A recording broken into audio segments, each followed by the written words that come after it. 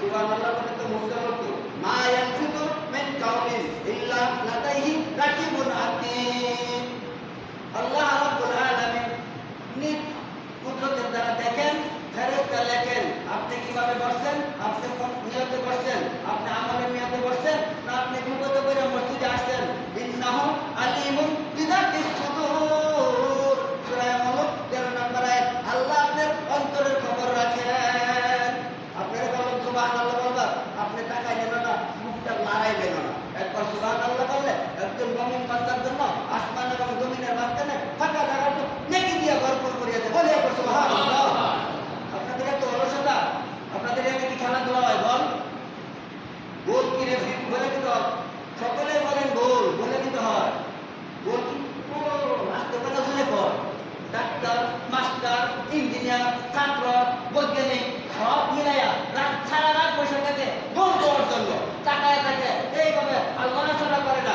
কোন দিকে ঢুকলো, ঢুকার সাথে সাথে রাত 12টার 1টা পর্যন্ত বসে থাকে আর গোল করে, অলসতা নেই। কিন্তু সুবহানাল্লাহ বললে আপনি কত অলসতা হয়। তারপর আপনি মুমিন, তারপর ইমানদার, তারপর আপনি মুসলিম।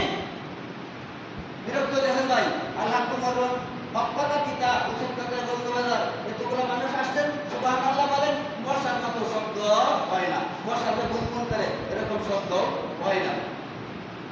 আমি হয়তো আমার জীবনে আপনাদের এনে একদিন হয়তো উত্তর দিতে পারি, ভবিষ্যতে আর নাও দিতে পারি।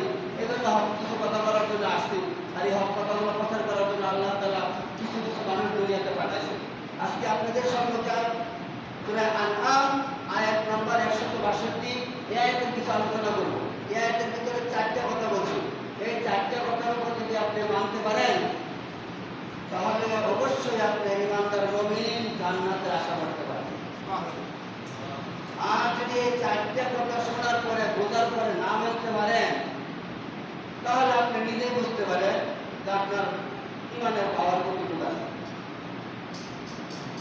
সূরা আনআম আয়াত নাম্বার 162 قل إن صلاتي ونسكي ومحياي ومماتي لله رب العالمين। এই আয়াতে আল্লাহ তাআলা বলেন, বল বলুন ইন্না নিশ্চয় ونسكي ومحياي ومماتي لله رب العالمين, আমার সালাত, আমার কুরবানি, আমার বেঁচে থাকা, আমার মরে যাওয়া কয়টা হয়েছে?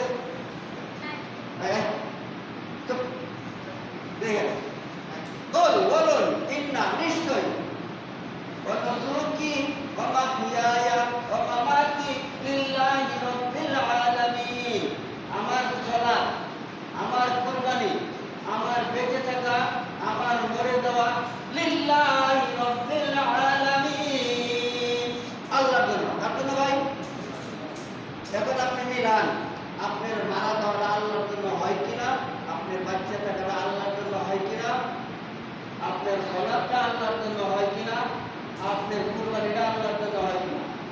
4টা বলার সুযোগ যদিও নাও হয়, কিছু কিছু বলার চেষ্টা করুন। প্রথমে দেখেন আপনি যে মারা যান আর নবী রাসূল সাহাবী আপনার যে মারা যায়, তাদের মারা যাওয়া আপনার মারা যাওয়া একটু পার্থক্য করবেন। আলোচনা শোনার পর একটু বিবেচনা করবেন। আল্লাহ এতে বললেন তুমি যে মারা যাবে এটাও আমার জন্য, তুমি যে বাচ্চা থাকবে এটাও আমার জন্য, তুমি যে সালাত আদায় করবে এটাও আমার জন্য, তুমি যে কুরবানি করবে এটাও আমার জন্য। আরবের মুশরিকরাও কুরবানি করতেন। এই সূরাটা নাযিল হয়েছে মক্কায়, আর মক্কার কিছু আরবের কিছু কুরাইশ বংশের ভালো বংশের লোক উত্তা, সাইদা, আবু